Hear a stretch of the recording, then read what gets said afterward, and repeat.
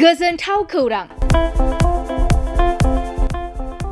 क'क्राझार सहरनि खोदोमथलायाव थानाय physiotherapy clinic and rehabilitation सेन्टारा struck बेरामजों भुगिनांनाय सुबुंफोरनि थाखाय मोनसे गोजोनथाव खौरां लाना फैदों।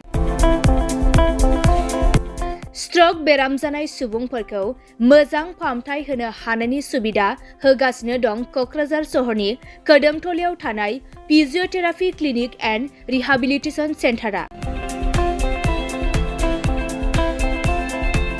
क'क्राझार सहरनि साखाथिनि खोदोमथलायाव थानाय जावा श'रुमजों नांजाबनाय फिजिअथेरापि क्लिनिक एन्ड रिहाबिलिटेसन सेन्टारा रोंगौथि गोनां कनसालटेन्ट फिजिअथेरापि डक्टर सिला बसुमतारीनि सार्भिस होनायाव stroke, sports injury, spondylitis, sciatica pain, joint pain, strain and sprain, frozen shoulder, postural correction, paediatric PT, after surgery, multiple sclerosis, post lung infection, Parkinson's disease, post fractures आरो disc प्रलेप्स आरो slip डिस्कनि बेराम जानायफोरखौ सोखानो हायो।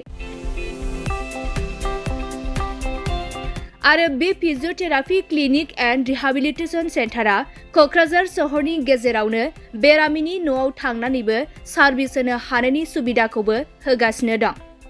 जुदि नोंथाङाबो struck बेरामजों भुगिनांना दंब्ला थाबैनो क'क्राझार सहरनि खोदोमथलायाव थानाय फिजिअथेरापि क्लिनिक एन्ड रिहाबिलिटेसन सेन्टाराव थांनानै फाहामथायखौ लानो हागोन।